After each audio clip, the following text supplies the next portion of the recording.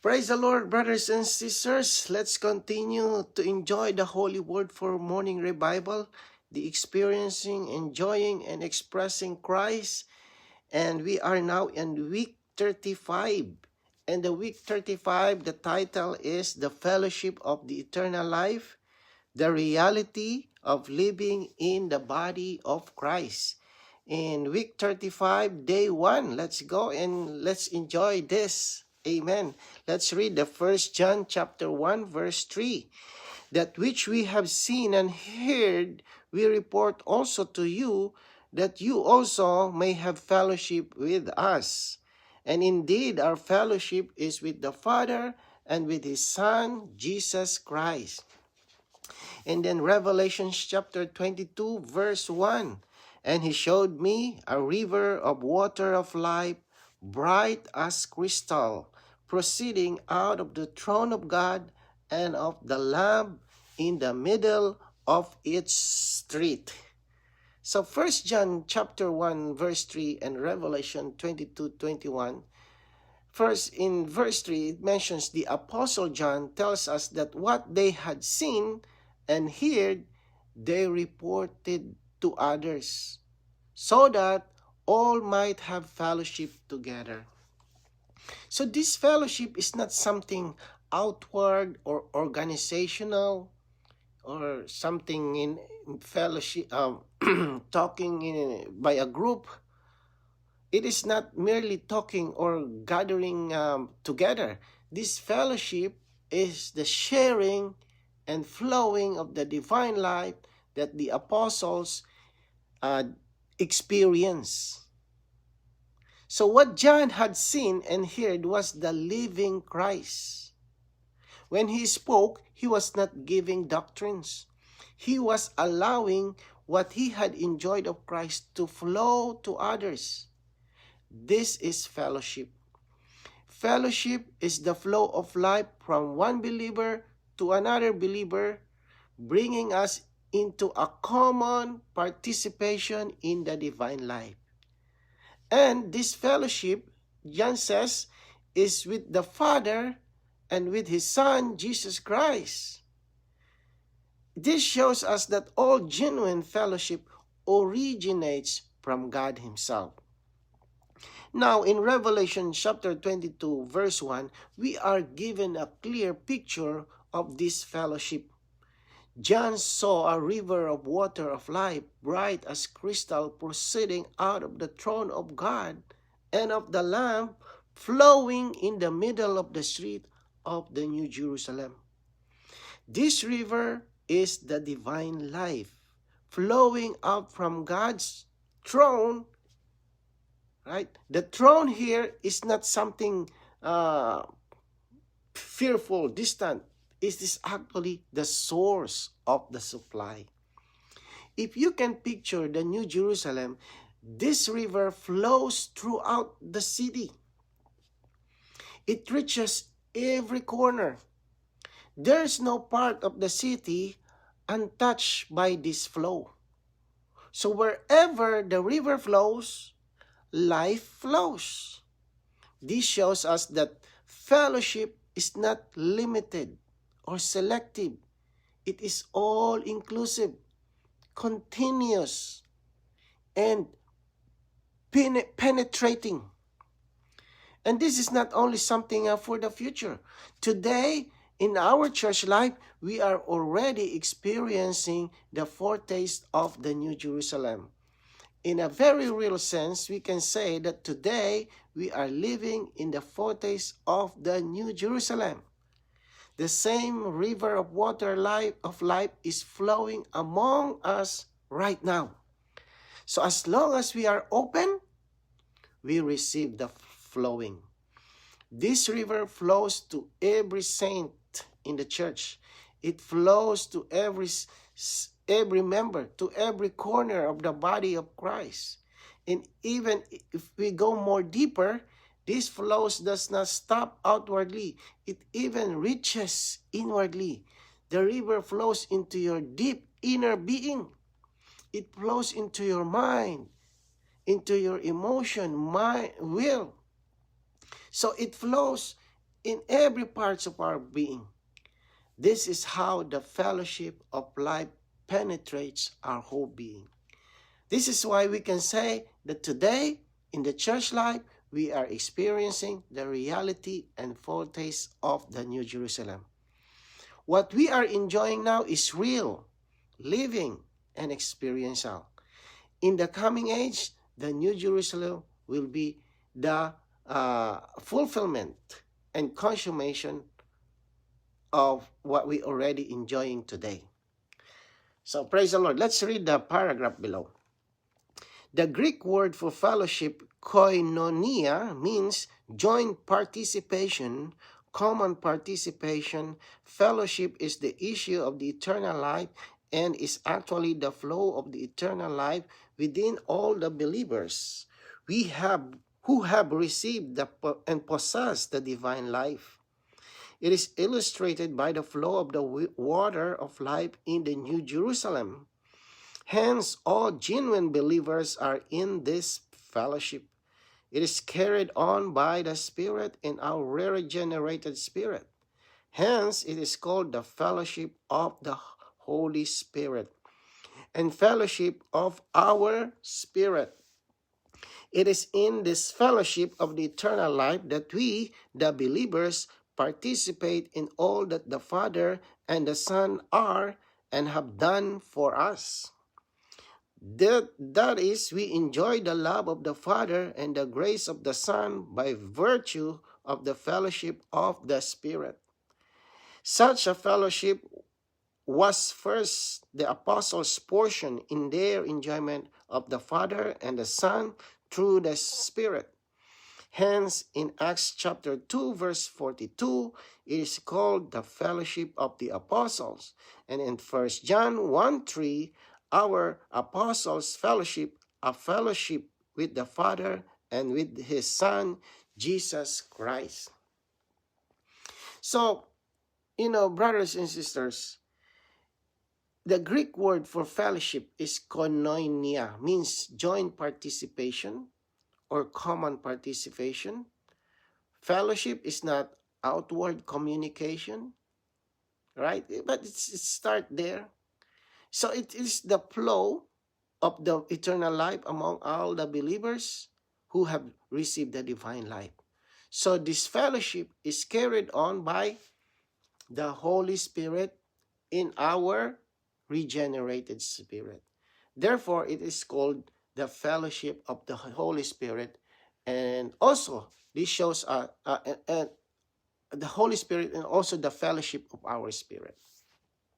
So this shows us something very practical. If we want to be in the fellowship with the Lord, we must exercise our spirit.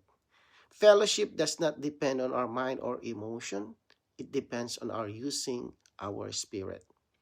So in this fellowship, the eternal life, we, the believers, participate in all that the Father and the Son are and have done for us.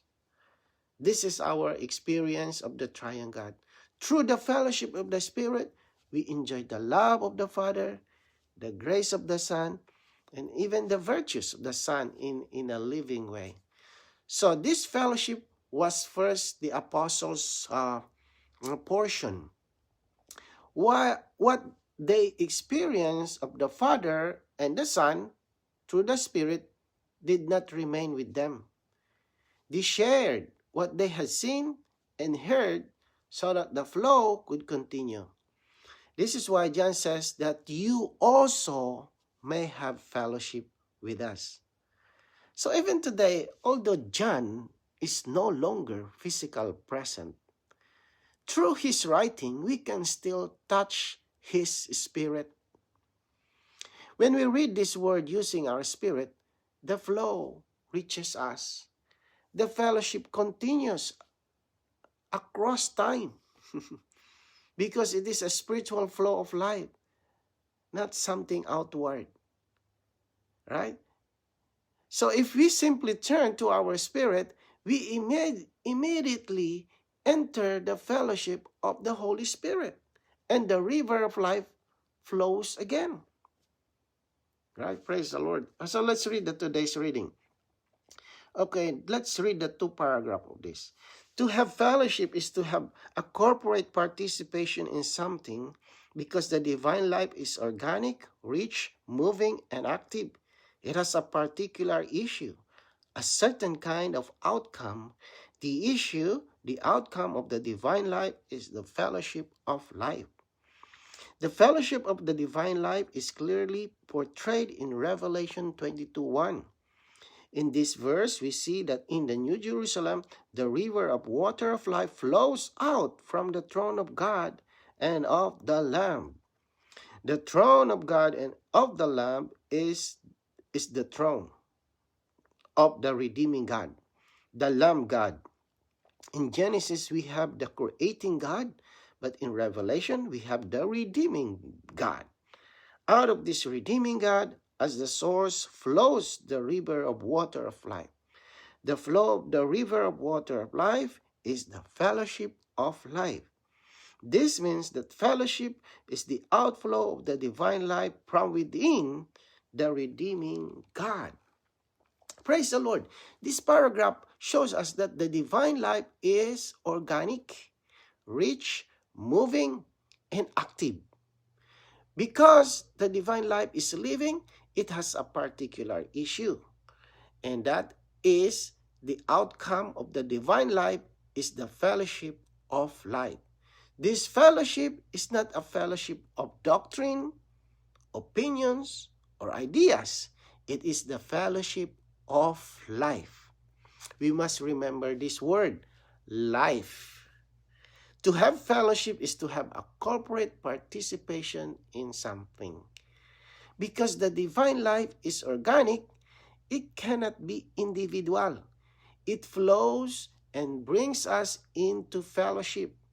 So this fellowship of the divine life is clearly portrayed in Revelation chapter 22, verse 1. In the picture of the New Jerusalem, there we see the river of water of life flowing out of the throne of God and of the Lamb. So this shows us the source of fellowship. Fellowship does not originate from ourselves, or our thoughts, our ideas, or our opinions. Even in the meetings, whether elders' meetings, responsible ones' meetings, or church planning, our ideas are not the source of fellowship. The only source of fellowship is the throne of God, the triune God himself, from whom the water of life flows. The New Jerusalem is not only for a future picture. It is also a pattern for us today. So every time we have fellowship, we must go back to the source. When we rely on the source, the fellowship becomes living, rich, and full of life, because it is the fellowship of life. So this is why whenever we go, whenever we meet the brothers and sisters, something deeper than words is present. Even beyond greetings, how are you, sister? How are you, brothers? Or conversation, there is a sense of life flowing. When we visit other churches and blend together, it is not merely a social contact, it is the divine life flowing among us. So as long as we go to the source, the throne of God, everyone is supplied. There is only one source. No other source, only one, the throne of God and of the Lamb. So let's read the next paragraph. According to the picture in Revelation, the river in the New Jerusalem flows downward in a spiral until it reaches the 12 gates of the city. By this, we can see that the entire city of the New Jerusalem is supplied by the flow of this living water. That is, it is supplied by the fellowship of life. The fellowship of the divine life flows out of God and through his people in order to reach every part of the body of Christ, which will consummate in the New Jerusalem.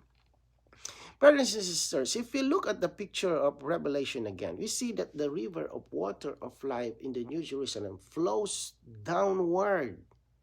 I like to emphasize the word downward. Yeah, I mean, like downward in a spiritual until it reaches the 12 gates of the city. This picture is very meaningful. When the river flows downward, it shows us our proper position. The flow of river is not going upward, it's downward. And where is your position should be? If we want to receive the flow of the Spirit or the river of water of life, the fellowship of life, we must be under the throne, not above it. Right? What does it mean to be under the throne? It means that we are submitting to God's authority. We should not be ahead of the throne, right? Pushing our own ideas, opinions, decisions. Sometimes in the meeting or even in serving, we may say, this is what we should do. Without fellowship, without prayer, without turning to the Lord. That is not being under the throne. If we want to be supplied, if we want to be in the fellowship life, we must take the position under the throne. Because below the throne is where the river flows. The river does not flow upward. It flows downward. To be above the throne is to put ourselves ahead of God. But to be under the throne is to say, Lord, I submit to you. You are the source. For example, when we visit brothers and sisters, we should not go in ourselves. We should pray, Lord, I need your flowing. I cannot shepherd by myself. Be the source of life. Flow through me. Even in the prophesying meeting, we may have a desire to speak, but we should still say, Lord, let my speaking be according to the flow of the river of water of life. Lord, this is not my speaking. This is your speaking. This is what it means to be under the throne, saints. So when we take this position, oh, how rich the supply is. The river flows downward and supplies every corner of the New Jerusalem. Because the city is a cube, cube. The river flows in a spiral, circulating to every part. This shows that the fellowship of life reaches every saint, in even every part of our being. It flows into our mind, our emotion, and our will. But there is one key point we must switch on. To switch on is to turn to our spirit. When we open ourselves to the Lord, the flow comes in and then it flows out. It flows into us and it flows through us to others. So when all the saints are open like this, everyone receives the supply. This is the principle of the New Jerusalem. And this is the reality we can experience today in the church life. So let's go and let's read the paragraph. The fellowship of the divine life, or the flow of the divine life, is the fellowship of the Spirit. 2 Corinthians 13:14 says, the grace of the Lord Jesus Christ and the love of God and the fellowship of the Spirit, Holy Spirit, be with you all. Here we see that the love of God is the source, that the grace of Christ is the source, and that the fellowship of the Spirit is the flow of the course.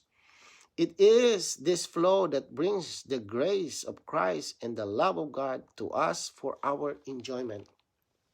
So this paragraph shows us clearly that the fellowship of the divine life is the fellowship of the Spirit.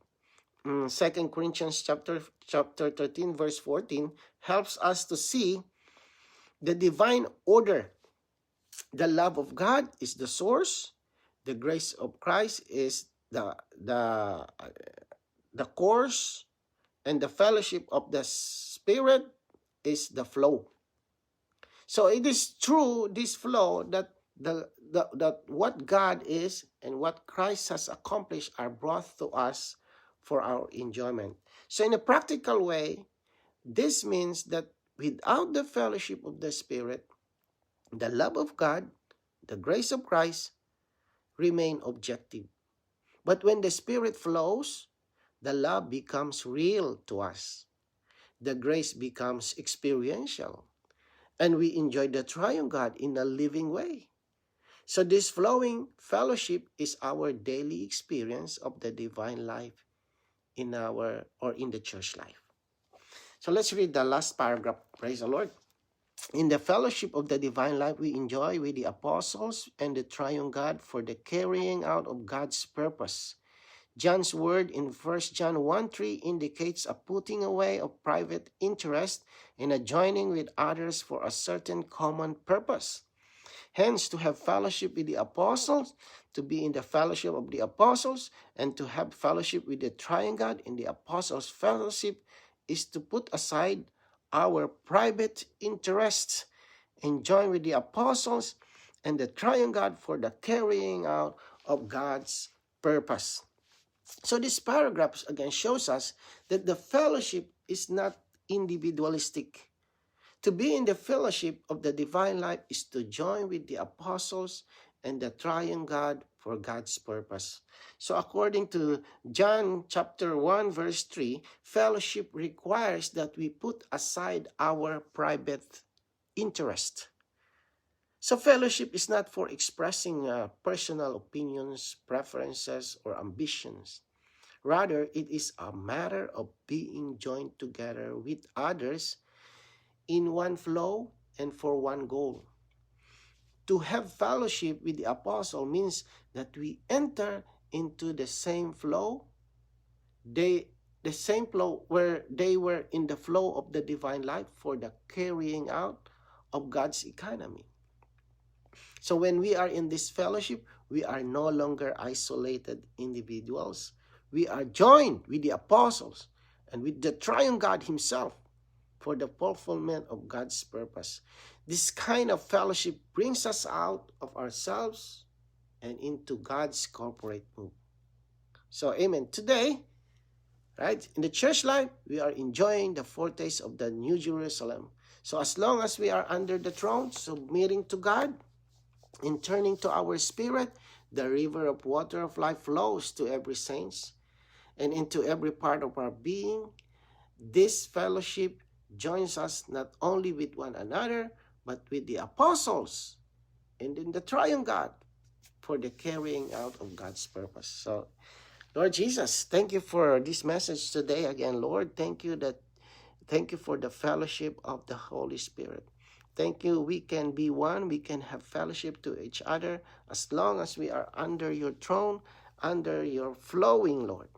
Lord, cause us to jump in this river, all of us to be jump in this river and enjoy the river of water of life so that every one of us is in the same fellowship and in the same flow. Thank you, Lord Jesus. Amen.